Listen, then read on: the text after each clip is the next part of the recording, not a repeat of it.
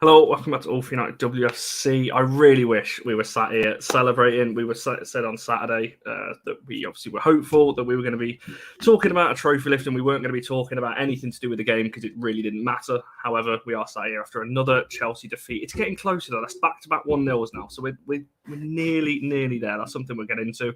Got a great panel with me. Jess, Barry and Marc, who's back on the channel. It's been a while, Marc. I can't remember the last time you were... I'm trying to think now when you were last on. God, it must have been a few months now since. Yeah, it was last year. Was it? Oh, dear. There we are. So I'm actually going to come to you first in just a second. So I'll come back to you in a second. Obviously, welcome to everyone in the comment. All my life, I have seen somebody. Thank you for joining the comments. Obviously, if it's who I think it is, Jess obviously will remember from yesterday, we did meet you in the concourse twice, which, what are the odds of that, by the way? Yeah, the size of Wembley, and we did meet. If it is, I might have got that completely wrong. It could be completely different, Kerry, but there we are. So welcome to the chat. I'll come back to that comment in just a second.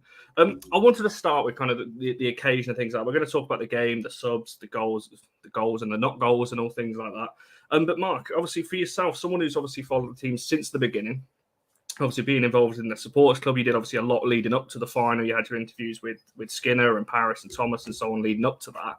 What was the kind of occasion like? Obviously, we saw the flag, the pictures of the United end, the red wall, if you want to call it that. What was it like for you as someone who's followed the team since the start? When we all kind of manifesting it and thinking about it when the girls walked out at Wembley, Zellum leading them out. What was that like for yourself seeing that? So for me, the whole day, I didn't really. I was calm. I was collective. You can ask, those people on the coach. We all just having a laugh, and it didn't hit me at all until the team walked out, and that was it. I was done. I was gone. Deborah was crying. It was a proper emotional time to watch them walk out. For me, it was up there with one of the best moments I've ever been to at a football match. I mean, Jeff, how did you kind of feel as well? And Barry, I'll come to you in a second as well on this, because obviously we were chatting. I think I said to you, Jess, I had goosebumps when the players were walking out. It was that kind of like, we're seeing the United women's team at Wembley against Chelsea. We got packed out. It looked obviously fantastic I'm assuming from the opposite side and where we were as well. What was your kind of feeling, just the whole occasion around the day as well? Oh, I thought it was incredible. Like, even kind of knowing the result, I would still do it all over again. It really was worth kind of the full trip down and back. It was fantastic. I thought that the fans and the support was incredible. I loved the flags. Connor, I don't think I stopped going on about the flag, to be honest. But like the whole time I was like, oh my God, look at me with my flag. That alone cheered me right up, to be honest with you. But no, I was really, really proud of the girls. Proud of the support as well. And the fact that we could get so many people down there for such a big occasion. So hopefully more to come. No, I'm glad you said the journey, but and there and back was quite good. It was all right as well, considering you were sat next to me in the car for 3 hours each way almost. So that's there we go. We made it there and back. So that's good. Barry, for yourself, what was it like? Obviously, for yourself watching at home, I'm sure you had the same kind of emotions watching the team kind of walk out. But what was your feeling like in and around the game? Yeah, I mean, we said on Friday, didn't we, just how proud we were of Saturday was we did it. How proud we were of the team and how proud we were of the girls, and it was just brilliant at that point because it was just like it's been with the boys. Those times when you've had FA Cup finals, European Cup finals, just that excitement, that big match feeling that you only get when you see United in big games. And I was proper proud. I had it turned on all the way from the beginning of BBC, and it was just genuinely.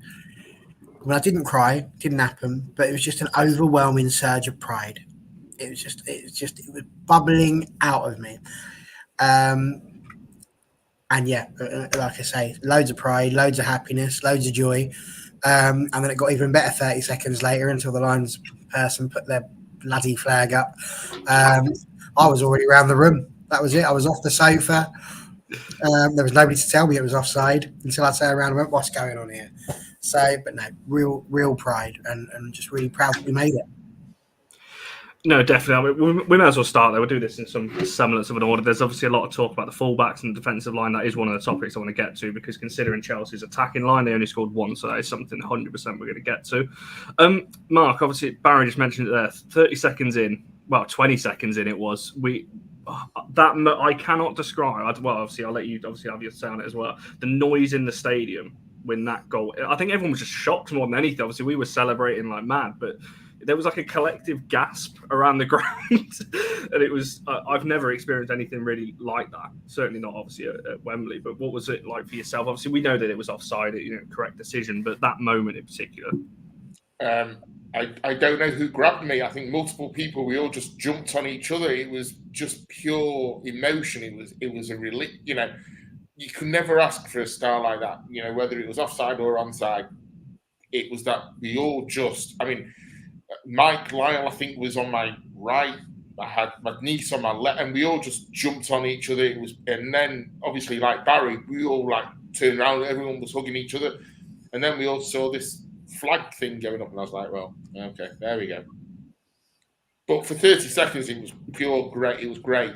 After that, not really. I mean, Jess, for yourself, obviously you had me grabbing hold of your arm, because obviously I had you one side and John come out the other, and I just grabbed both of you and just screamed because I was like, I don't quite know what's just happened. I barely even kind of registered the fact that we kicked off. And I was just like screaming. I think I was like jumping up and down, and I was just sort of like smacking you a bit, I think. So apologies for that. But no, I came back down to earth very, very quickly. It was very sad. I mean, it was horrible, wasn't it? Because I think it was John Camo, bless him, was trying to tell me. He was like, because he must have noticed it first, just like, it's offside. I think I was just ignoring them, and just carried on celebrating. But I mean, I'm glad we got that moment. But yeah, I mean, Barry, for yourself, obviously, we know it was correctly ruled offside. It's so tight, but it is the correct decision. But it was just such a good start, considering I think a lot of fans would have thought we would have had the nerves. We didn't look like we did. No, absolutely. I mean, we said on Saturday we had to get the first goal. We had to come out there, settle our nerves, and get the lead. Because if we got the lead, I thought we were going to go on and win the game. So to do it after 22 seconds was just amazing. Genuinely, the way they played, that whole first half was amongst the best football that I've seen Man United women play this season, by far. They just absolutely bossed Chelsea from start to end of that half. It was a brilliant move. It was a fraction offside. Tooney was literally just offside, which was a shame because she wasn't even the one who put the ball in the back of the net. So it's a shame that it was back as far as that. But it is what it is. And they say if there's no VAR, that would have stood. I'm not sure. But I'll tell you what was annoying was how long that they were taking to put the blinking flags up. There were times when it was obvious and they didn't put it up. And then there were times when it wasn't obvious, but then they left it until it got into the box at one point. I'm like, what on earth are you doing? It was about half an hour at one point. I think she was just occasionally going, oh, there you go.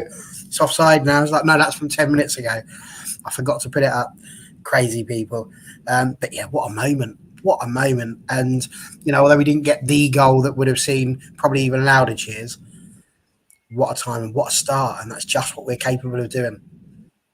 I mean, it's obviously for us in the stadium, it might have came across on TV as well. Did anyone, as Alex referenced, I didn't realize we kicked because the music carried on, didn't it? When the kickoff, the first 10 seconds or so, there was still music playing. I think I turned to you, Jess. I was like, are they going to turn this off? Did it again. Yeah, they kicked off twice, and I thought the first kickoff, and then the referee blew for a foul, and then they put it back. I was like, why are they putting it back on the spot? Yeah, I was very. They hadn't even had the whistle. All even more confusing. Like everything was just happening so quickly. I barely even registered that we'd kicked off properly again, and the ball was in the back of the net, basically. One of the best comments I heard before we knew it was ruled offside is that we're renaming LSV the Leah Goldson Stadium. So if that would have stood, it just. I think it's somebody's just put a bit early. Where is it? Highlighting the sound of the commentator as well. If anyone has watched it back, you can hear it. No one can quite believe that 20 seconds into a cup final, United going in as the underdogs, and we scored right from the off, basically from kickoff. It was the best start we could have. But we carried on doing it, Connor. That's what I wanted to get to. Doing it. We just kept going through their defence. Honestly, we made them look like they weren't there at times, and that's where it starts getting frustrating, because that first 10, 15 minutes was really enjoyable. The first half was amazing, but this story doesn't have a happy ending, does it? So we're certainly getting all of the joyful stuff out of the way now. I think that's definitely where I wanted to start, because it wasn't just, and Mark, I'll come to you first this one, and we're going to go round again and talk about this, but I would have thought if any team was going to come out nervous, it would have been us. Obviously, we're not used to this occasion. Some of the players have played on obviously big Wembley turf before in front of a big crowd, but it's not something obviously we're used to with this side. But we mentioned obviously the goal that was ruled out inside 20 seconds. But there was about 30 seconds after that, Russo had won the ball back and we were charging forward again. And if she'd only had looked up to her right, Paris was in on that side, but she played the ball left to Tooney. So as Barry said, those first 10, 15 minutes, we were all over them. I know we dominated most of the game, but I mean, how did you kind of feel from that point? Were you a bit surprised that there was just no nerves from us and it was just full confidence in going at them? Genuinely, I'm not. Because, as you mentioned before, I had the privilege, the honour of sitting down with Marc before the cup final, and he said that they are treating it as a normal game that is going to, they're going to have the dressing room decorated the way they do at LS Field when they have it away from home, and we obviously said that we were trying to get the flags put up at Wembley, so we were going to try and make it as a home ground as much as we can, and he said they're treating it as a normal game. They're not trying to do the build up to it as everyone would like them to do. So I'm not surprised there wasn't any nerves. I think it was part of his tactics to make it, treat it as a normal game. But obviously the occasion gets to people. But the adrenaline would have been pumping through the team, and I'm sure they would have all had a few. And I think they all went out to put on a display. I mean, Jess, for yourself, obviously, we were a bit surprised that, how quick time was going, to be honest. I think we both just turned around and said, how's it been 10, 15 minutes already? And that's mainly down to how many things were happening in those first 10 minutes. I mentioned the Russo chance shortly afterwards, probably played the wrong pass, but we were all over him in those 10, 15 minutes, weren't we? Yeah, absolutely. I think we commented on how Chelsea seemed to kind of be standing off us quite a lot, and that surprised us. Basically, they weren't really pressing at all, Chelsea. They were quite happy to sort of sit back and let us kind of bring it to them. I do think some of our movement could have been better, and that's when we should have maybe taken a little bit more, kind of taken advantage of Chelsea, because they obviously came out in the second half, made their subs, and were the better, sort of picked up and improved a lot. So it was in those kind of early stages of the game that we should have taken our chances and potentially just moved the ball around a little bit quicker, been a little bit braver with some of our passing, I think. I mean, Baron, how did you kind of feel about it? I'll ask the same kind of question. Were you surprised at how quick we started? Because at Kerry's talking about the game at Kingsmeadow there. It was very similar. At Kingsmeadow, they sat off us again. And I don't know whether that's a deliberate thing from Chelsea, whether they do. I think I turned to Jess or to John at one point and said, I wonder if they're doing that to get us to tire ourselves out, and they'll come at us later in the game. But were you surprised? Because that's the first time I've seen us really press Chelsea. The Honor and Hannah were so high. Obviously, our midfielders and attacks were really going at the back line of Chelsea and it put them under pressure. Yeah, I mean, obviously that is a tactic that you could use, and it's one that's worked twice now for Chelsea. It was very similar to Kingsmeadow. The difference is that we played a lot better in this game than we did against Kingsmeadow. At Kingsmeadow, against Chelsea. And I think the key thing there is that if you think back to that game at Kingsmeadow, really our biggest gripe is that we should have been given 2 penalties. There's not really any points in that game when you look at shots on target that have been turned around the post by the goalkeeper. And I think that's where it's all gone a bit pear-shaped for us here, is that we had the opportunities. We couldn't put them away. Now, I know there's going to be chat about needing a finisher and all of that sort of stuff, but genuinely, how Sam Kerr got player of the match has absolutely blown my mind into millions of smithereens. Because, listen, everyone knows I'm a massive fan of Sam Kerr, and I've bigged her up many times over the last year, but I'm sorry, she's not the Football Writers Player of the Year. That's a ridiculous thing to do. That's just picking someone based on a reputation. And the same things happened here with player of the match. He scored a goal. There were at least 2 or 3 other players from Chelsea, no less, who could have got that if you weren't going to pick a United player. And really, that was all she did. One shot, and it was a tap-in. You could argue Harder had done more work. But that's what frustrated me, is that actually for me, I would have given it to Berger. Because for me, she was the reason we didn't win the cup final. She was the reason. Because the save she had from Turner's shot that was deflected, that any other game, Connor, that goes in. Any other game, that's into the back of the net and we're all cheering. And it didn't happen. Even that last minute scramble, she was involved in there as well. So, for me, it was just depressing at that point to see how Chelsea's tactics, and I was annoyed. I texted you at the end of the day and you're like, oh, how you feel? I'm annoyed, and I'm still annoyed. And I'm annoyed not because it's anything against the girls. I think they've worked really hard and I'm still proud of them. I'm annoyed because Chelsea didn't deserve it. Like, people could argue with me at Kingsmeadow and say, oh, yeah, all right, well, Chelsea still got the win and we should have made more chances. We did this time. We went out there and we attacked them, a bit like we did last year at Kingsmeadow. And it's frustrating that time we scored 4 goals. This time we just couldn't do it. And you get games like that. I can remember a game for United where they were playing against Sunderland, I think. We had about 35 shots on target. We didn't score until the 90th minute with our 36th. So I know that's going to happen. But yeah, for me, just incredibly frustrating that we couldn't quite get that goal. Because if we had, it's a different game. I'm telling you, that first goal, if it stands, we win. 100% we'd win, because we'd have carried on doing what we're doing. The confidence would have flown through the team. We'd have probably scored another 1 or 2 goals, and then Chelsea wouldn't have had enough to come back in the second half, because they weren't at it. They were rubbish, Chelsea. Absolutely rubbish. At least Dick Turpin wore a bloody mask. I'm annoyed again now. Somebody else speak before I get myself best. Yeah, you started a Sam Kerr chat in the go on, Mark, if you want to. Look, I think for me, if the goal would have stood, I agree with Barry, the game would have been very different. But Chelsea then, and people were saying it in the stadium, their game management, you can't knock it. They took the wind out of our sails the best they could. And you know what? Maybe we have to learn from that. Maybe we do. However, I agree with most of what Barry said.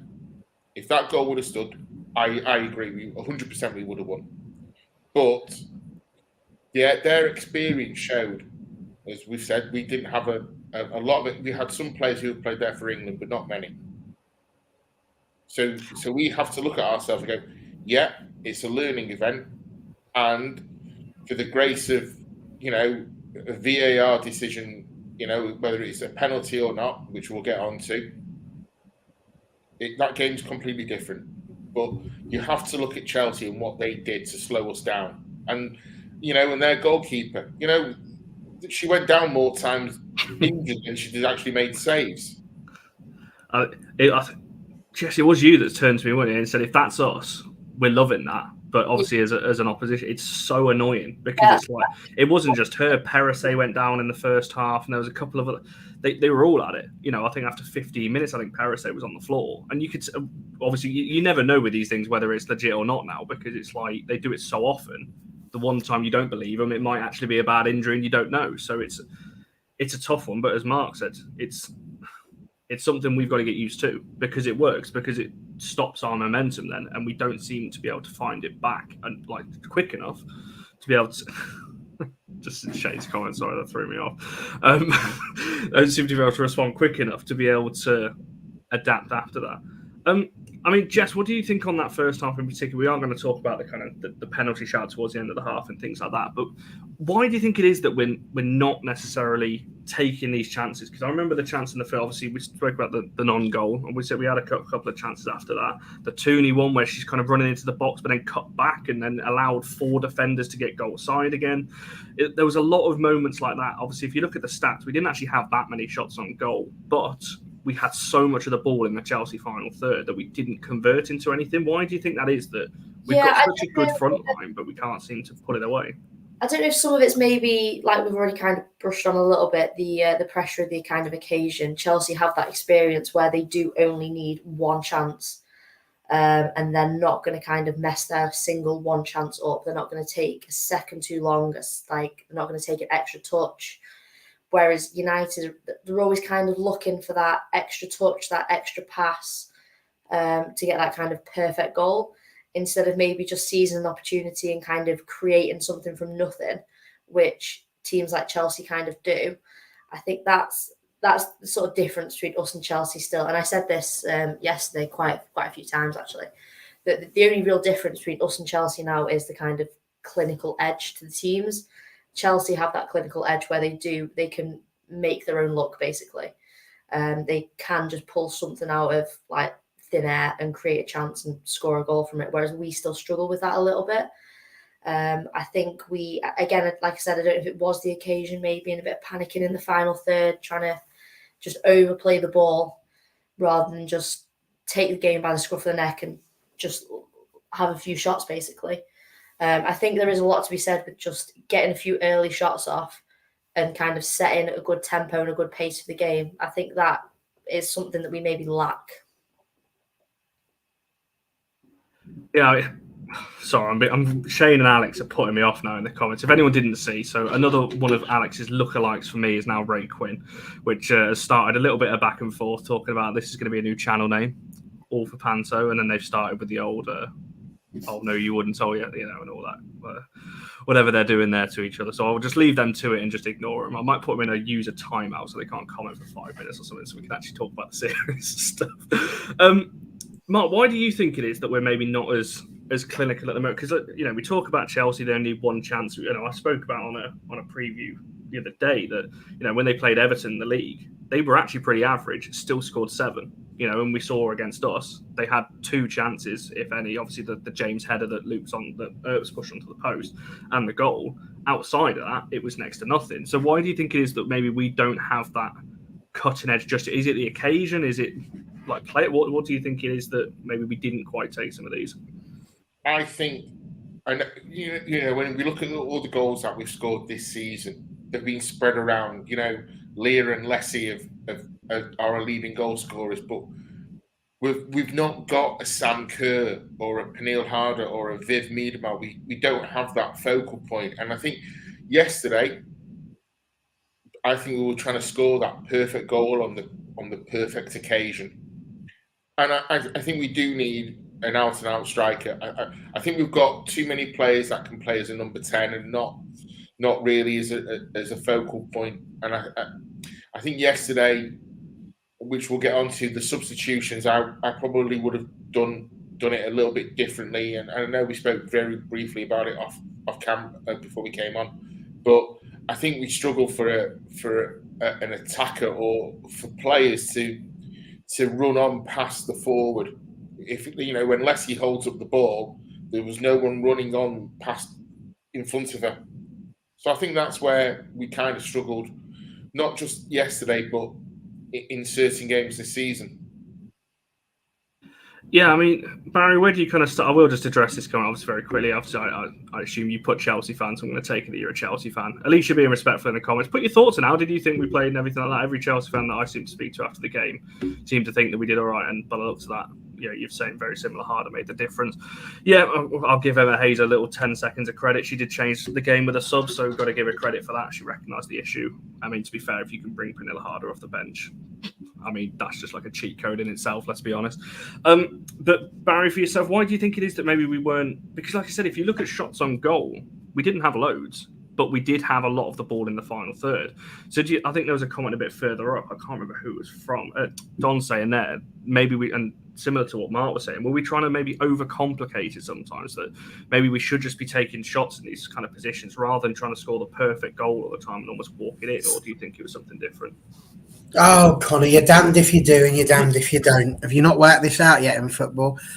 If we took the shots out from the 18-yard box and outside of the box, taking them on first time and they don't go on target, well, we need to have more shots on target.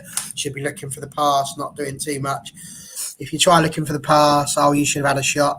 The game is so easy to play when you are watching. It is the easiest thing in the world.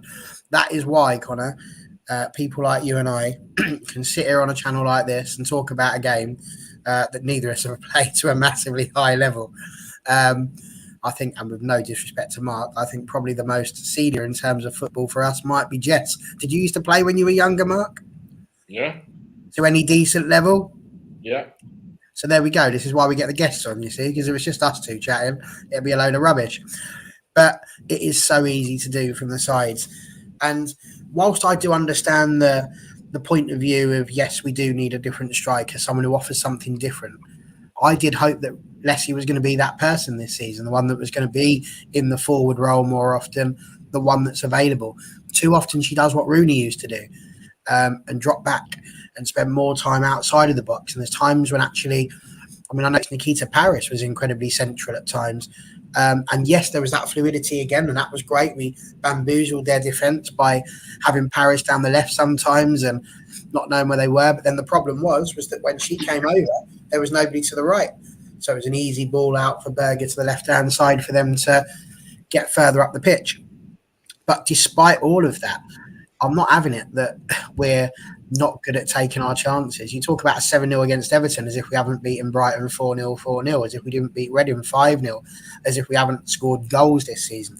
Until Chelsea decided they were going to score 13 goals in 2 games randomly, we were the top scorers in the league. So it's a fallacy to say that we're not clinical. It's a fallacy to say that we are impotent in front of goal. That's not the case this season. We've been absolutely brilliant, and every team can have a game in a season where they don't score. Could we have tried to overcomplicate it? Maybe. Were people trying to make sure they were giving the ball and being unselfish because they wanted to give a better shooting opportunity? Maybe. Hard for me to say. I've never played at Wembley in front of 77,000 people for a sellout crowd for the biggest ever domestic attendance in a women's football match. I've never done that, and I probably never will. So I will never understand what it was like for them. But yeah, those are my 2 things. I think it's a fallacy to say that we are not doing well in front of goal. We are. You're just not going to score in every single game. Chelsea didn't score in every single game. Yes, they've managed to do it in the last couple. They only scored 1 against us. And let's be 100% clear. I mean, I'd have been shocked if she'd have missed. It was that easy. I don't often say this about goals that Sam Kerr scores, but I could have scored that. So, genuinely, I think I could have just about managed to get me left foot on that and stick it in.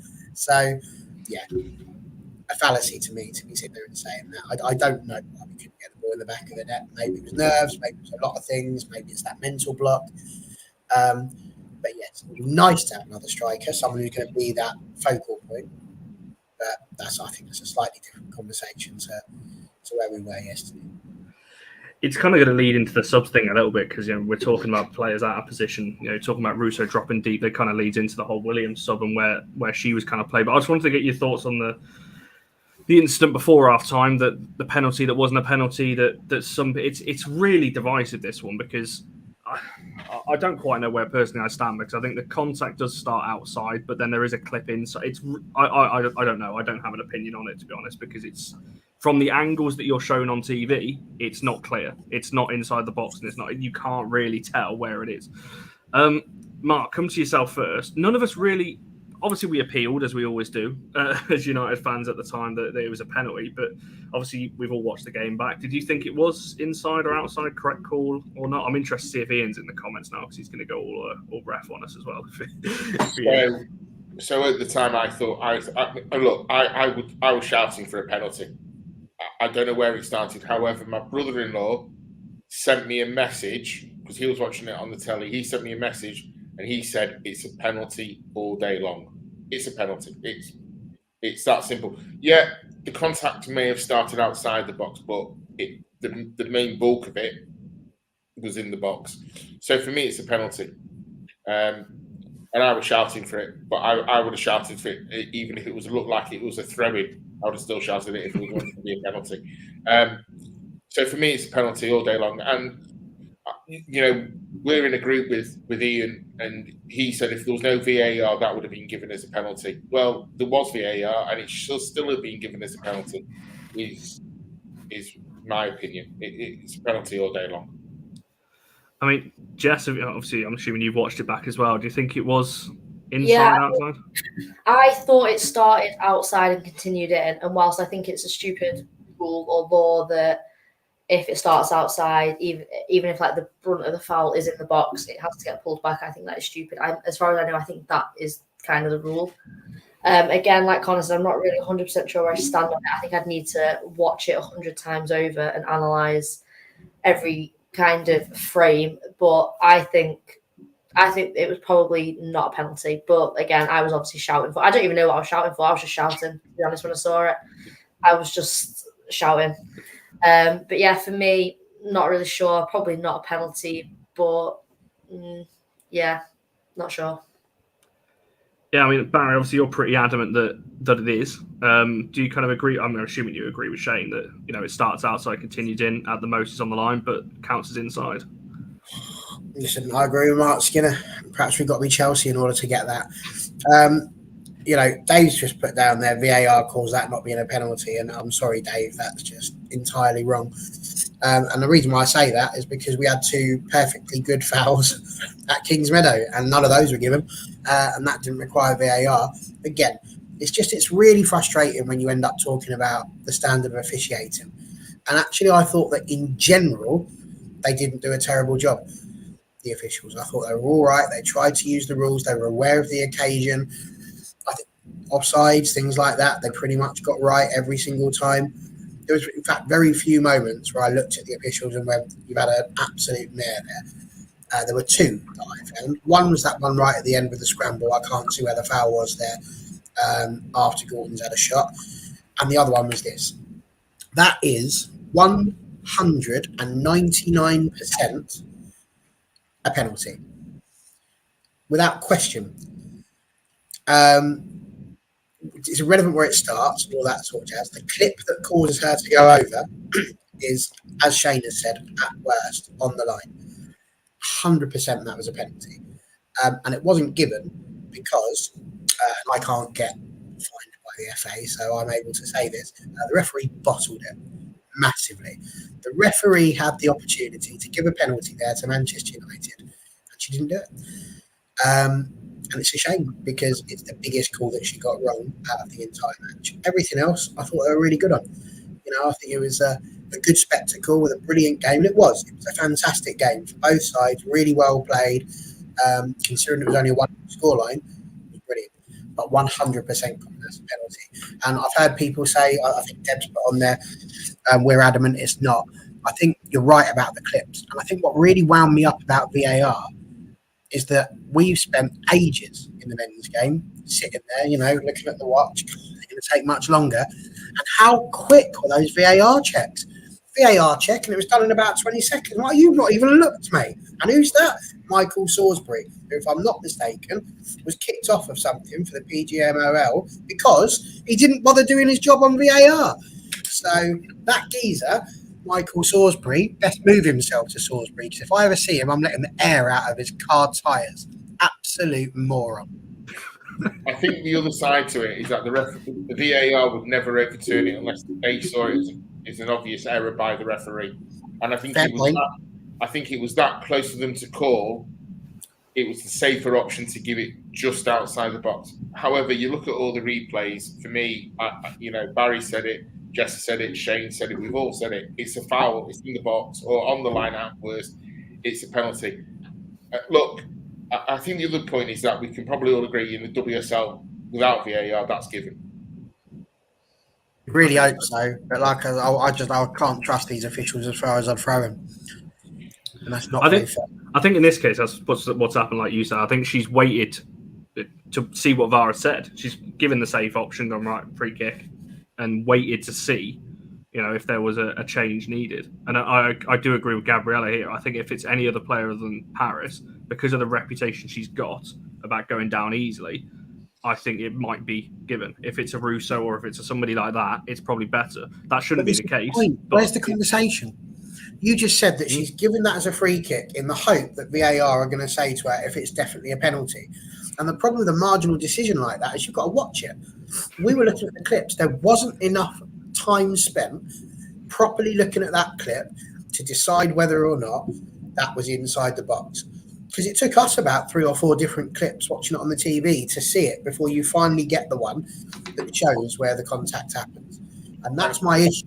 If you'd have come after 2 minutes and gone, you know what, there's not enough there to go against what you said initially, then I can live with that. The fact it was done and dusted within 25 seconds, I think he was too busy having his Budweiser.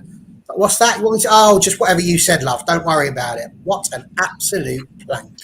And I think the other side to it, Lanzell said it in the comments, even Rachel Brown-Finnis, who was at the game, she said it was a penalty. So, look, VAR is a discussion that we can all have for a month and a half, maybe for as long as we want, because we're never going to agree on it. As fans in the stadium, you want to know what's going on, and you're never going to get told what's going on. But I've never been in the ground where a VAR decision has been looked at that quickly and they've said nothing. I've never seen it happen ever.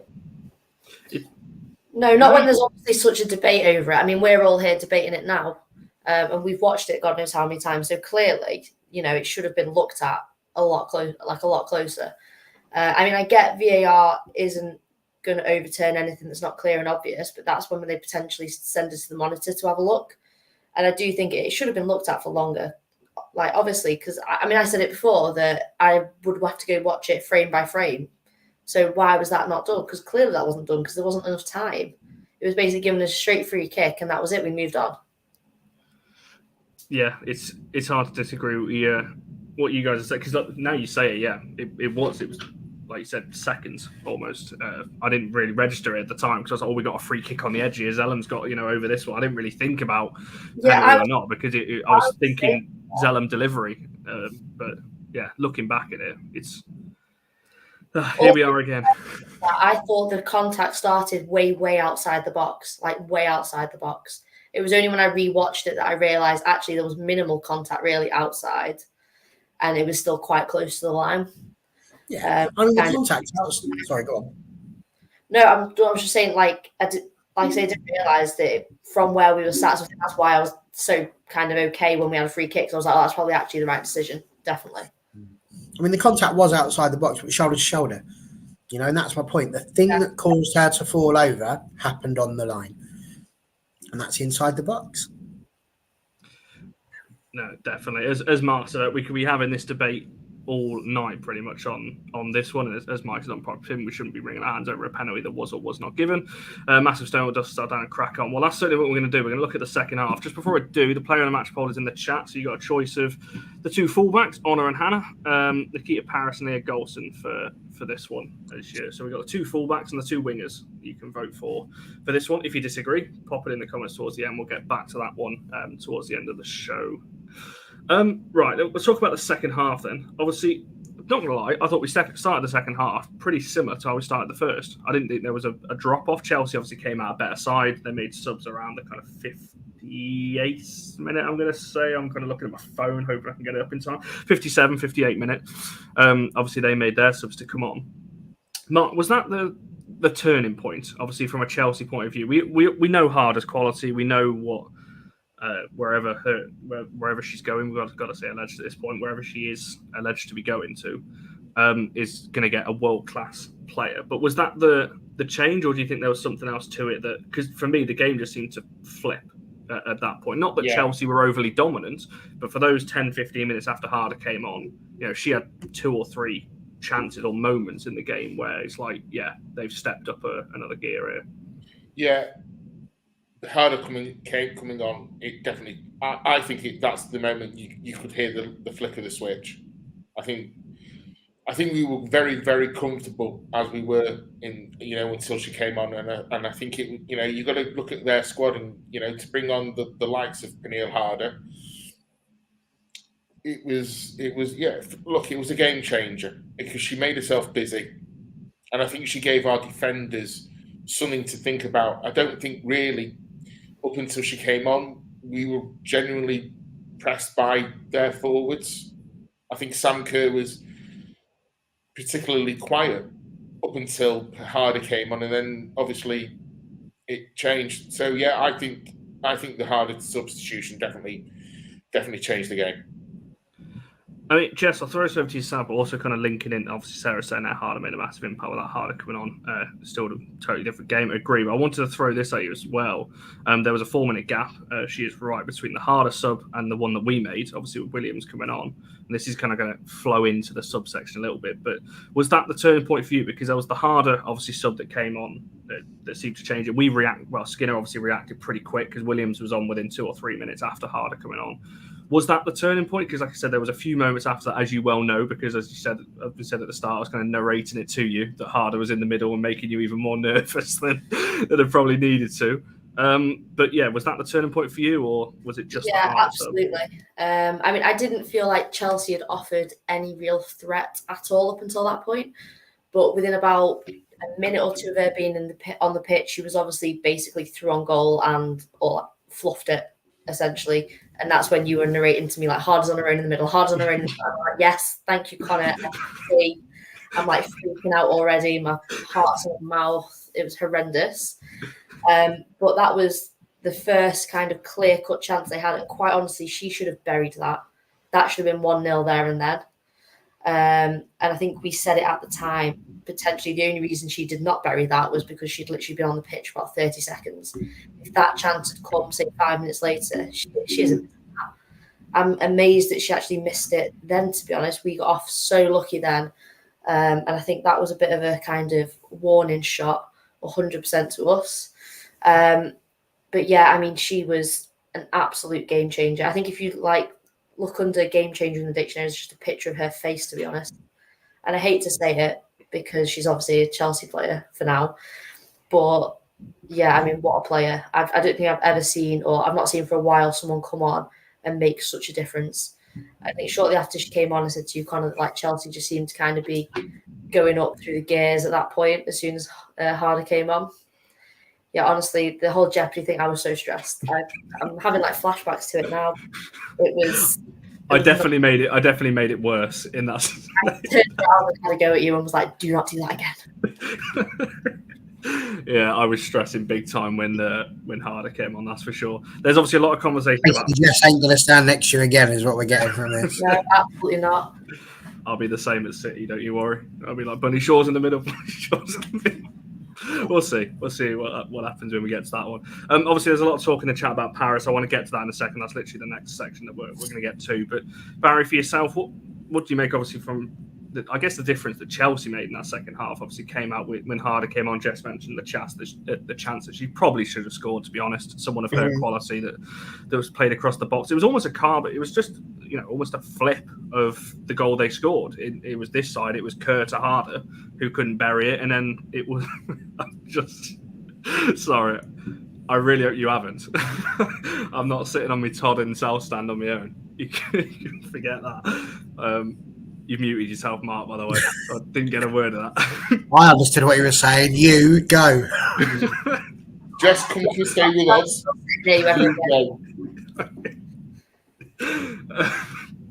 I do love a bit of Jeopardy, to be fair. But I've told you about your Jeopardy. I told you about it on Saturday, for God's sake, and look what we ended up with. Kept on telling you can't keep having this Jeopardy and hoping we're going to pull it back.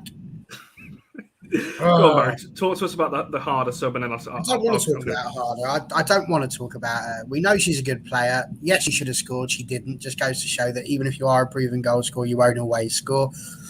She did very well for her crossing for Sam Kerr. Sam Kerr should put it in. She's a ridiculously good player. I want to talk about Nikita Paris. I like Marc Skinner. Marc Skinner is one of my favourite people in the whole world. Honestly, I love him. If I saw him in person, I'd give him a hug, maybe even a little kiss on the cheek and say thank you so much for all of the work you've done for this club. But the decision to take Nikita Paris off was a poor decision. I can't always just stick up for him. Sometimes I have to say it as I'm seeing it. And that is where it is. He shouldn't have taken her off. But the bit for me that made it so tricky was that we then started playing around with people's positions in a way that we haven't really done this season. We've done it occasionally, but in a situation like this, to take Tooney, put her over to the right-hand side, bring Williams in and have her behind Russo, very interesting decision to make. And I genuinely think that the minute we did that, we lost all of our momentum. I think that Paris was really driving us down that right-hand side. And if you're going to take off Keats, you need to put on, as I've said before, somebody else who plays on the right wing. He didn't bring Martha Thomas on until like the 91st minute.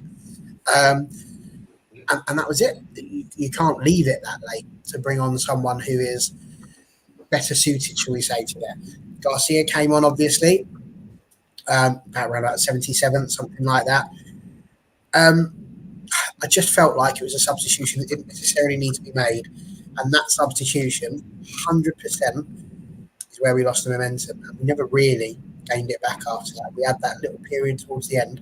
But for me, that substitution, I'm not going to go as far as saying it cost us the match, but it cost us the momentum and it cost us the chance to, I think, really keep ourselves in the game. It just disjointed the way that we were playing. It didn't work as well. Rachel Williams has been superb this season. But she's the sort of person I've expected to see coming on in the 77th, 80th minute, pushing towards the end for a goal. She wasn't the person who should have been brought on 60 minutes to be put where she was put. I think that was unfair on Rachel, unfair on Keats, because I think she was probably our player of the match, and unfair on Tooney, because the first thing she did, putting her on the right-hand side, was to absolutely balloon a ball out onto the right after I thought she was best, and I couldn't believe it. I mean, I don't know what it was like in the stadium, but I was watching it on the TV. I saw her shaping up to whip one in for Russo. I'm thinking, go on, Tooney. And the next thing I know, it's out there. And I gone, how in the name of Connor's curly hair has that ended up over? Kicking that another 99 times, it'd land on Lexi Russo's feet. It was just one of those days. Just one of those days.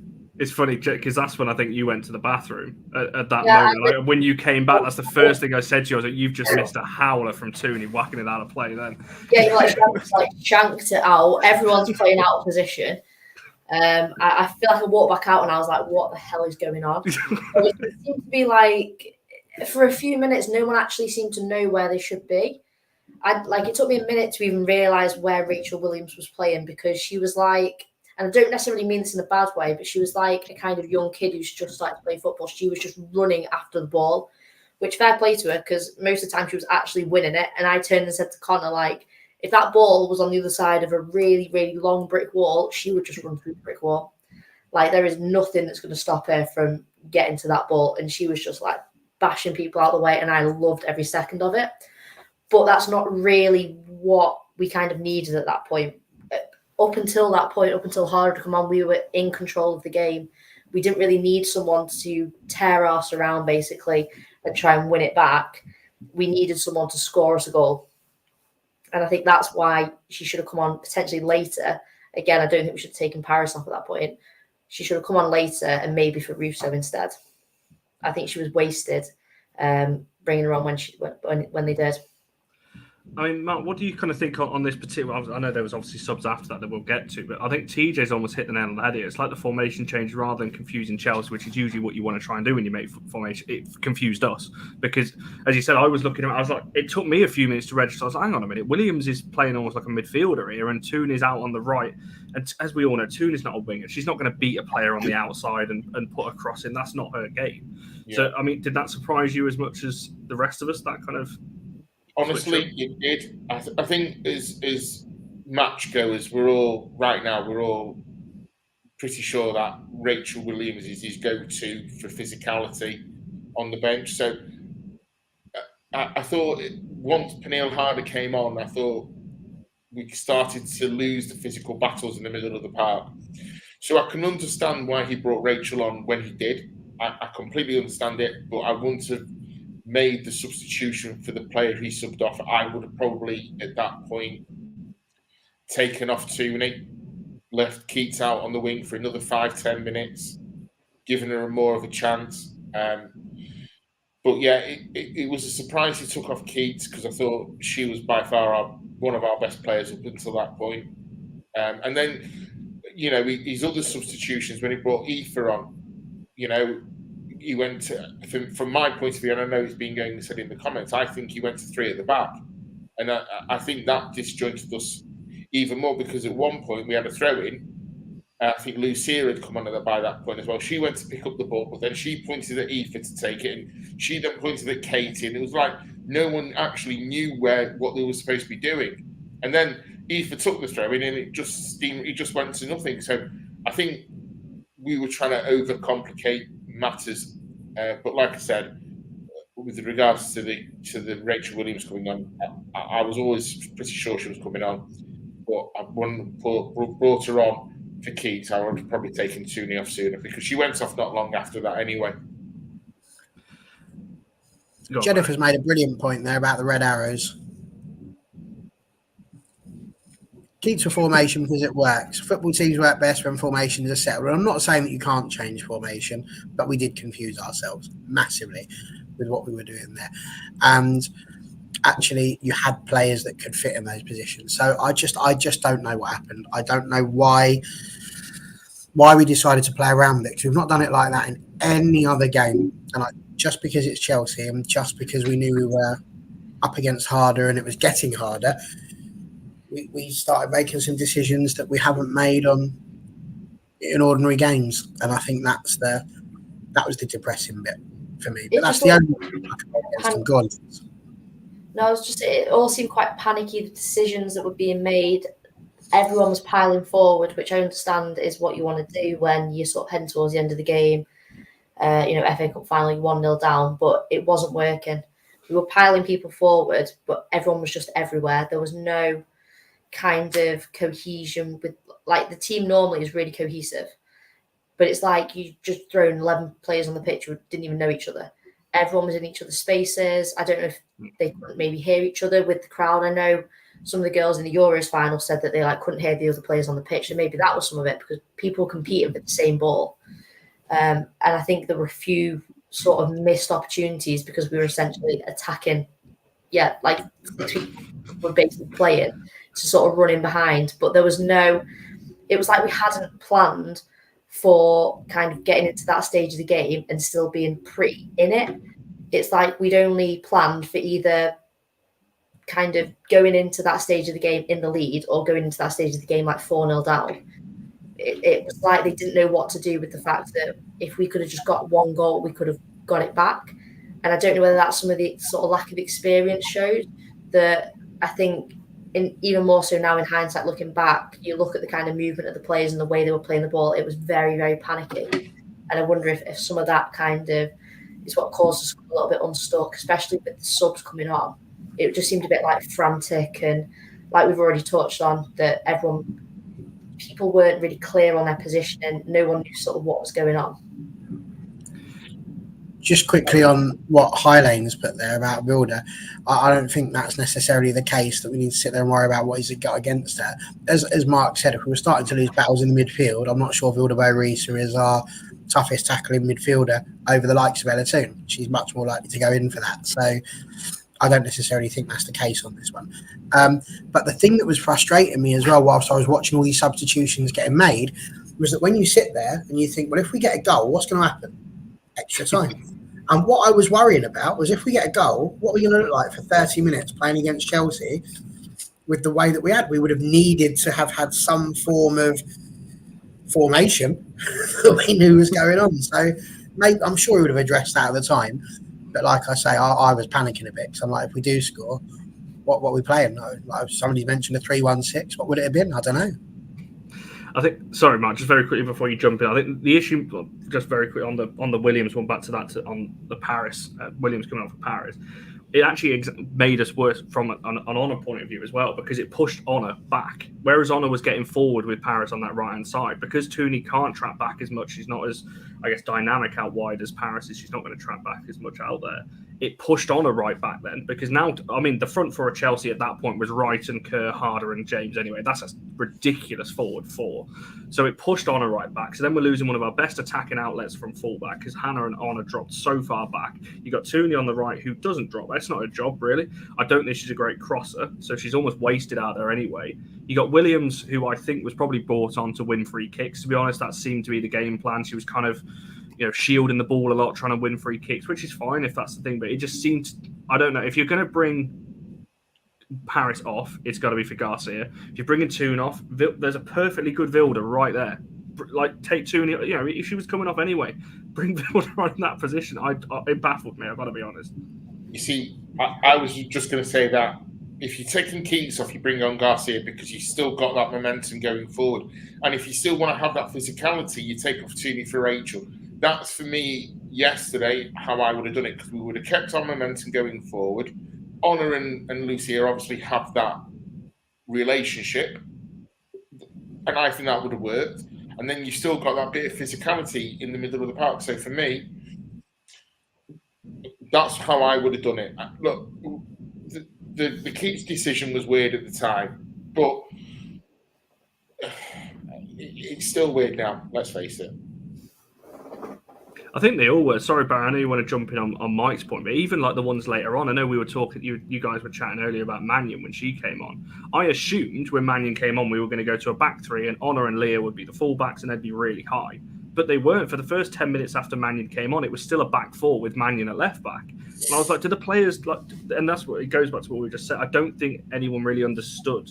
It was just like everyone goes on, play where you want. It was. Well, you see, that's a really interesting point, Connor, because we were there, and I swear they went to a back three, but we were all there. So you're saying, and that's really interesting because I saw it completely different to the way you saw it. I saw it as they went to a back three, but they did eventually. They definitely went to a back three eventually, but I just thought for the first 5-10 minutes after, whether it's because the players hadn't adjusted yet to what they were asking, what Skinner had asked for at the time. But I think I turned to you, Jess, and said, Honor's still playing as a traditional right back. She's still so deep. Whereas I would have thought, if you're back three, back five, your wing backs are past the halfway line because you've got your back three and your midfielders kind of sitting in front. You don't need that extra protection. So, yeah, maybe it just took a few minutes longer to it just seems to adapt to that. Really kind of prepared. Like I said before, I don't think they were prepared to be in that position. Because in my mind, if you're like a professional team like that, you kind of have that backup formation. Your players should be able to slot into that without kind of too much thought. But yeah, when the subs were first made, they were definitely still playing as a back four. I know they then did shift to a three. So like I say, Connor, I don't know whether it was just taking a few minutes to adjust, get the message across the pitch, maybe. I don't know, but everything just seemed to be a little shaky, let's say. Well, there was a moment, so I'm going to bring this comment up, Barry, so I know you want to jump on this one in a second, but there was a moment, somebody mentioned in the comments, Galton was asking Martin Ho, like, where do you want me? I can't remember which sub it was after, but there was a point she literally turned to, where am I supposed to be playing? Because it was, I don't know, for me, it just changed the whole dynamic and it just confused things when it didn't need to be, because we were on top in the game. I know they scored and that's always going to take a bit of momentum out of you, but the system worked. I've seen a lot of people today saying, "Oh, Skinner set us up wrong." He didn't. We were in the game and playing well. And then for once, I just don't agree with what he did to change it. That's exactly that. I'm sorry, Mike, you do have to think about it. You absolutely do. Yes, you need to go 100%, but you have to think about the way you were doing it. And that 25, 30 minutes from the moment he took off Nikita Paris went entirely wrong. And every move he was then making was just moving people around the pitch out of positions that they're usually in. And it was like a really bad chessboard at that point. It got it all set up. And at that point, he was just trying to undo. It's like when you get the knot in the shoe, and then you're trying to undo the shoelace and you think, I'm going to go in through there, and actually you make the knot bigger initially. And I think it was a bit like that. And I think you're entirely right when you say this, Mike. That Skinner might have overthought it slightly, and I think that's what happened. I think that, like you say, the system, Connor, you were spot on, was working. Everything was working. We were outplaying Chelsea, and yes, Pernilla Harder had a brilliant game, and she really did help to change it for Chelsea. But I think for us, we were in that game, and I think if you bring off Paris for Garcia, we saw at the end what Garcia can do. She had a brilliant little crossing over the top that nearly went in. So that was a sensible decision. Why are you putting Ella Toon out there? I think Gabriella's put down here a bit about the substitutions as well. And she was saying she was thinking about penalty takers. Well, I wasn't thinking about penalty takers that much. But at the point when I did start thinking about potential penalty takers, I was actually quite pleased that Ella Toon wasn't going to be on the pitch because she's missed her last two. I had the same. Do you know what I mean? I'm sitting there going, brilliant, let's bring someone else on. They can score that if we get to them. But my point was just entirely that the people were there. And that's, we've got to trust them if you're going to buy them. And at some point, you've got to do that. And I think that's really what should have happened. And like Mark says, you could have easily taken Tooney off if that was what he really wanted to do, and put somebody else there, whether that be Builder, whether that be Rachel. He could have done that, and he didn't. And, you know, it goes back to Villa away last season, again, where he brought off Russo and brought on a midfielder. I think it was Lucy Staniforth, and we still didn't score a goal. He sometimes does this. I'm going to start calling them skinner farts. It's like when you have a brain fart, it's a skinner fart, and that's what he's done. So, you know, listen, he's been brilliant all season. He can't get it right all the time. His substitutions have been spot on at times as well. But that one just didn't help. I think that's the truth. You know, we've said on this channel all season that we'll criticise when there needs to be criticism and praise when there needs to be praise. I think, you know, as you said, subs for the most part, I don't think I haven't had an issue with for most of the season because they've come on and made an impact. But this game, I feel that you can say about the chances. Russo missed a chance in the second half. Obviously, Galton missed that chance in the first half. We didn't mention as well that she put over the bar. That's got to be on target as well. There was mistakes all around. The manager, some of the players. It's one of them. I mean, Lanzar's asking, do we think the subs are already made before the match because we always take the person off on the right wing? I hope not, because you should always make subs off the back of what you see on a game. You should never decide beforehand when you're going to make subs. You should maybe have a rough idea of who you're bringing on where, but certainly I wouldn't. No, I wouldn't think so. Definitely not on that one. There's a lot of talk about Williams being very similar to Veghorst in the 10. I can agree with that one, I think. Williams is literally very... I was saying to somebody earlier, I feel sorry for Williams because she's obviously getting a lot of things because she was the one that came on. But I actually thought she was all right. It was just not her position. You know, Jess, you said she was coming on. She was pushing people over, winning free kicks, doing the hard graft, but almost in the wrong position. We wanted her to do that as a striker, not as like a centre attacking midfielder as where she was. So it's just a shame for her because I know she's getting a little bit of stick for it, but I didn't think she was bad. It was just not in the right position. And sometimes she shouldn't be getting any stick. She absolutely shouldn't. Rachel Williams is not the Veghorst of the Man United women's team because Rachel Williams actually knows how to put the little round thing in front of the rectangular thing and stick it past that thing that's in front of the goal, which unfortunately Mr. Veghorst hasn't quite managed to learn for us yet. But no, 100% she shouldn't be getting any stick whatsoever. It was the substitution that she was brought on for that was wrong, and then the changing around of the personnel. If she'd have just been brought on for Tooney, I don't think anyone would be arguing about it. Yeah, no, agreed. I mean, I think, again, I turned to Jess at one point, so I wonder if Marc's going to take Russo off here, because I was looking at it thinking Russo looked shattered to me in that second half. Obviously, she missed that chance towards the end that's right at her feet. And if you're talking about a player that was potentially leaving for a record fee in January, Wembley stage, FA Cup final, you're going to get one or two chances. She had it right to her feet and scuffed it into, it fell to Williams, who then obviously tried to poke it home. So, if anyone was going to come off in that front line, it was Russo for me to start with. And I always say that it should be, I don't care for the name. If you're not playing well, you should be the one to be coming off. But obviously we didn't see that. And it's all if and buts, but it is what it is. Well, that's what we're here to discuss, what we thought on the game. And Shane is 100% right. Williams could run through for a team should even us plaster to put it back over as well. Definitely Williams the plaster of the bulldozer. We'll go with that. Something else I just wanted to mention. We'll come to player of the match in a second, who is currently ahead on that one. We do have somebody who is just ahead by quite some margin, 44% Paris on at the moment. So if you don't think it is Paris, obviously make sure you get your focus on that one.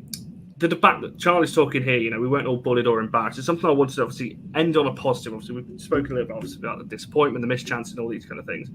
Two of the players on the poll are obviously the two fullbacks. Marc, I'll start with yourself in terms of how well you think our whole team defensively coped with Chelsea. Because as I said at one point, you've got Wrighton on the left wing, you've got Kerr and Harder in the middle, and James on the right. Four of the best attackers in the country, and they only scored one and had limited chances. So, surely that's credit to our back five and the team defensively. Yeah, absolutely. I think we've got the best. We've got one of the best defensive records in the league for a reason, and I think we've got a brilliant unit. And up until Pernille Harder came on, can we honestly say, Chelsea's front three at the time really put us under any sustained pressure? Did we ever look like they were going to score? Mary made a couple of good saves, but really, did they deceived to flatter with that, you know, when they scored, because I definitely think they did. I think we've got the best defence in the WSL by a country mile. I think we've got the best goalkeeper in the WSL by a country mile. And I'm not being biased when I say that, but you know, look at the stats, look at the figures, and you'll see that. So overall, you've got to look at the coaching of the defence, you know, the drills they do. You've got to look at all of that, and actually the fact that they all work together, and I think that's the main thing is that it wasn't just one person yesterday. They were all fighting for each other. They were all, you know, when Maya went out to cover for Honor, Zelly dropped into the back to cover for Maya, and I think that's the point is that they were all working for each other yesterday. No, 100%. I mean, Jess, for yourself, what do you make of our backline? I'll throw in kind of Helen's comment there. You know, never seen Wright have such a quiet game. Everyone on this channel knows my kind of, and I think I said to you, Wright and Harder are my two favourite non-United players to watch when it doesn't involve us, because I just think they're such class players. But, you know, Harder maybe aside, she came on, obviously had an impact as well. But Wrighton had such a quiet game against Honor. She actually had to move to the right-hand side at one point because she couldn't get past Honor. And Blundell on the other side dealt with James, you know, pretty well. I think James only got past her once. And, you know, that considering that's, you know, talking about 90, well, whenever James went off, she went on pretty late, and it's 90-odd minutes. That's pretty good going. Yeah, absolutely. And I think going into this game, you know, Guru Wrighton, it was like their most informed player, and quite honestly, I forgot she was even on the pitch. That is kind of how little sort of impact she had. I thought that our defence pretty much nullifies their attack almost completely, like we've already covered. Basically, until Harder came on, they had nothing really. A couple of kind of half opportunities. I know Lauren James maybe got behind once or twice, but nothing to kind of shout about. No real big chances created, and that is just a huge kind of credit to our defence. Basically, like you say, the back five were just absolutely insane. They have been all season. I think the consistency in that back line it's part of the reason that United are doing so well this season. 100%. I think we'd be lost sort of without that back five. And Marriott, obviously, we are biased as United fans, but also she is literally the best goalkeeper in the world, so can't knock that. Yeah, I mean, Barry, for yourself, how do you think that backline has handled? I mean, even against Chelsea this season, we've played them 3 times. They've scored 5 against us, which is not bad going considering in 3 games. If you look at last season, you know, they scored 6 in 1 game. You know, past us. So 5 this season. That's, you know, over 3 games is obviously a big improvement. Well, I'm trying to work out how many it was 3 in the Conti one, 4 in the away, 6. So you get 13 goals against us last season, 5 in 3 this season. It's obviously a big upgrade from last year. So how do you obviously, you know, Andrew's talking about that, Blundell in particular, she had a great goal being with Lauren James. And as Jess said, I forgot Wrighton was even on the pitch against Honor. Yeah, I thought both the fullbacks did really well. They did keep people quiet. LJ didn't get, to be honest, I think she was anonymous, really, for the game. I think the key things you would look at are that Chelsea had 3 clear-cut chances and only scored 1 of them. They didn't get a single corner all game. Not one did they have. We caught them offside a few times. And I think that, you know, we did really well in our aerial duels as well. We won about 13 of those as well. And I just think the defence has been superb this season. You mentioned about how they scored 6 goals against us last game. That was exactly what I was thinking. You know, and the fact that we've only conceded 5 this season, much better.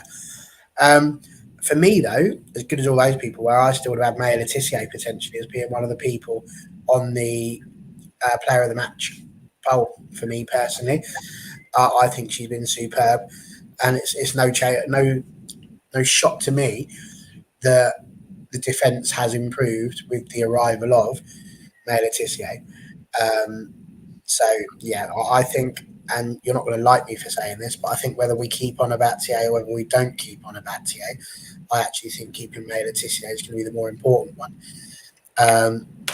Because if we do end up having to have Jade Riviere at right back rather than Honor, I think you can probably, it's not going to be the same as Honor, but I think you can probably do okay with someone like Jade at right back. I think May Letitia is going to be a mainstay of our defence for years to come, and it's going to be absolutely huge for us as a football club. So brilliant defence, and yeah, adore May Letitia. She's magic. Magic. No, I 100% agree with that one. Yes, Gabriel, I've seen that clip doing around. Some Chelsea fan trying to clip it, shorten the video down to make Turner look like the bad person as well. But Kerr was given as good as she got in that affair, so let's not twist that around. Jess, I want to come to you very quickly because I know your laptop is just about to die, and I don't want you to freeze and drop out and all those kinds of things on us. So I'll just come to you for your kind of player of the match, who you would have voted for and why. Mine was Paris. I thought she was our best player on the pitch. Just her work rate, her effort. I thought she was basically everywhere, to be honest. I think at one point her and Galton like swapped wings, and I really thought that she kind of, her movement mostly. I think we lacked some movement, I think, throughout the game, but she was the one that was sort of always on the move, always pressing. There was a lot of kind of good link-up play between her and the centre mids and Russo. And I think we really sort of lost that when she went off. No, that's fair enough. I'll let you drop out anyway because I say you don't want necessarily unless you are going to stick around. It's up to you. I'm not kicking you out. So we'll see how long that lasts. Okay. Social experiment. Well, I'll come to Mark and Barry anyway on their kind of player match. Let me end the poll first before anyone else votes on that one. Mark, who would you have gone for? It doesn't have to be any one of those four if you think it should have been Meyer or somebody. Keats. She was by far our best player, and when she went off, the game changed. So it was Keats for me. But an honourable mention to Hannah and Honor as well. But Keats. Barry, are you going to make it a full house of Paris, or you said Letitia there as well, or? I thought May was superb, absolutely. I don't disagree with the four that were chosen in general. I will just say two things. Thing number one to this, yeah, she is. Nobody's denying the talent of Honor Battier. What I'm telling you is we might have somebody at right back who could potentially fill that void now. I think if you lose May Letitia, I'm not convinced that you stick Turner and Mannion, for example, or Turner and Tunkara, or Tunkara and Mannion there unproven. May Letitia is proven at that centre-back position, so I don't think we take her out, is what I'm getting at. Absolutely not arguing. Trust me, if we could keep on her, I would walk over hot coals in my bare feet to keep on her Battier. So if that needs to be added to the contract stipulation, throw it in there. If that's what she wants to see, a little dwarfy bloke walking across the coals, I can do that.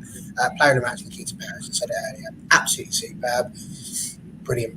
And just a shame that she wasn't given more time. Yeah, no, I agree. Yeah, well, Paris, it's a full house for once. And the comments clearly agree as well, because Paris, I can't see the votes now, it's gone too far on the chat. There we go. Paris on 44, Honor on 30, Blundell on 18, Galton on 6. Yeah, so Paris wins this one and unanimous on the panel as well. That's quite a sight to see. Gabriella's loving the excitement about Letitia potentially starting for England. That's a pretty solid back line if Bright's back in there as well. So got that to look forward to if you like your international football, obviously with the World Cup coming up in the summer. Before we do wrap this one up then, Mark, I'll come to yourself because it's been a while since we've had you on. Supporters Club, where can people find you? What are you up to? Is there anything you want to drop on here? Anything? I don't know. I didn't pre-prepare this or anything. I just thought I'd come to you if there is anything you wanted to shout out there. So you can find us on Twitter and Instagram and even TikTok as well, MUW_SC, or you can visit our website, www.muwsc.co.uk. What we're up to, we are planning our AGM, so all members should be getting an email this week. And we're already planning for next season, maybe some Euro aways dependent in there as well. We're just forward planning, really. Really want to say thanks to everyone who got into the United end with us yesterday. Really enjoyed it. Good bit of banter. That's really it from the SC for now. Yeah, make sure you go and check that out. And obviously, I'm assuming there'll be some update over the summer about joining for next season, memberships wise, and things like that. All members will be told probably in the next few weeks, and then we'll open it up to others. Well, it's already open. If you want to join a member now, just go to the website, do a job form, and it's that simple. Yeah, make sure you do, because sorry, go on.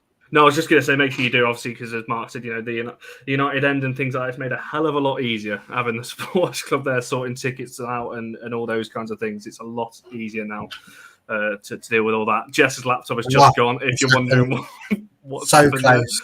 There. No, I was just going to say, it was good to see that Gabs is offering her left kidney. Perhaps we could all donate and do particular things. It could be like Children in Need or Comic Relief, call it Honour Relief. Listen, Mike, how much would be my question on this one? You said I would pay to see that. How much? Because that could potentially also be arranged. But this, Charlie, is not something anybody needs to see. And that is why I was chuckling through most of what Mark said there. Because the thought of, it would be very Greek, very Roman. But no, I don't think anybody needs to see that. That's, not suitable for work. Yeah, no, I don't think so. Definitely not. Mark said it. If he sticks another 0 on, I might consider it. There we go. And yeah, Mike's put it there as well. As you'll see, you get to see obviously all of us and Mike as well is pretty much everyone is in the comments now. I can pretty much say most of them obviously stand with most of us at games as well. Cheers, Lanzal, and to everyone in the comments, Gabrielle and John and Mike, everyone else I can see on screen. As John said, they're all positive. We're trying. Ultimately we're proud of the team. That's the key to end, kind of how I wanted to end it. Really, it's. I just before you do, I just want to thank Mike and everyone who was on the coach home with us last night, because it was like a mass therapy session. We all just talked it out and it was done, and we all got off the coach. We had a drink. Thanks to everyone who was on our coach yesterday coming back from the game. It was brilliant. The game passed. I listened to some very loud music because I told Connor off camera to blast the game out of my system, and then we just talked about it, and it was brilliant. And that to me is, for me, the biggest positive. The game is the game. It's the memories that we all made being at Wembley together and that red wall, because I know how much the players and the club have appreciated it. And if you look around all socials, you'll see the pictures of that red wall. And just thank you. It's a brilliant image. Don't cry, Barry, by the way. Don't cry. It's, that image of the United end, all kind of the red section, the flag along the bottom, and all kind of, with our flags as well. It looked fantastic. And I think, as Sarah said, memories were made. Ultimately we didn't get the win, but we're still proud of the team, and hopefully we go and win the last 2 and end the season on a high. Because as we said before the game, whatever happened in that final, we're still proud of the team for getting that moment. And next year, 1,000 people. We didn't even mention that. Yeah, world record attendance for a domestic game as well, which is fantastic. Yeah, considering the strikes and the travel disruption and everything else that was on. To get 77,000 in there, and also the fact that 7 coaches, 7 left Old Trafford yesterday morning. 7. He's doing his Arsenal impression again. Not only was Wembley setting records, we were setting records of taking fans to games. 7 full coaches. And let's face it, they only went to see United. Literally. Well, I mentioned it at the start. When that Goldson moment happens, the fans all around the ground were so. Even you could look at the Chelsea end, and there was United fans over there as well. It was certainly a sight to see. And as I said, obviously a little bit emotional, I guess, for people when that full-time whistle went, as it was going to be. You lose a final, it's always a little bit like that. But ultimately, it's still been a great season. And as I put on my tweet as well, they left everything out there. We can't ask for any more than that. That's an incredible stat as well. That is more than 3 million. That's pretty impressive. That. And this game is growing, kids. It is indeed. Right, we'll wrap it up there then, because I think Mark's got a coffee. Are you having a coffee or a tea? Which one are you going for? I've had more hot drinks today than you've had all year, probably. I've had 2 in the last 2 years, so probably. Can you kick him out of his own chat, Barry? Say again? Can you kick him out of his own call? He can, but I can have a... I can do that, but then he just throws himself straight back in again. So, but the reverse is true also. So that's how I'm just thinking. So there we are. So yeah, we'll wrap it up there. Obviously, Barry will be back on Wednesday at 7 o'clock. We've got a different kind of show looking at. In fact, no, I won't say that. We've got a different kind of show coming. It's probably going to be on Thursday, and obviously the previews. We look to City. The season's not over yet. We've still got a Manchester, that little old thing that's a Manchester derby to come up. We've still got that next week. We could still win the league, Connor. As well. I know. Everyone keep your eyes on Chelsea West Ham on Wednesday night because hopefully they're a little bit hungover. They were celebrating hard. So I'll be there Wednesday. I'm just hoping for a little bit of Smithhausery in that game. Oh, can you imagine she scores a winner against... manifesting already. She scores a winner against Chelsea that then hands the title to us. Oh, that would be something. Don't you got me thinking that? This is what I was like before the cup final. I'm not playing Jeopardy. I'm not playing Jeopardy with you, Connor, because it's not worth it for my mental health. Let's put it that way. Yeah, it's if definitely. If you want to play Jeopardy, I can nominate Andrew Ward. He's brilliant at it. Ask him what I did to him at Old Trafford on Saturday. I think the guy nearly committed suicide with it. So, Andrew, if you're in the comments still, drop us a message. We'll get that sorted for ahead of the weekend. So make sure you do all that. Obviously, the links to the support system and everything else that Marc shouted out will be in the description. As always, obviously, make sure you like and subscribe, and we'll see you guys in the next one.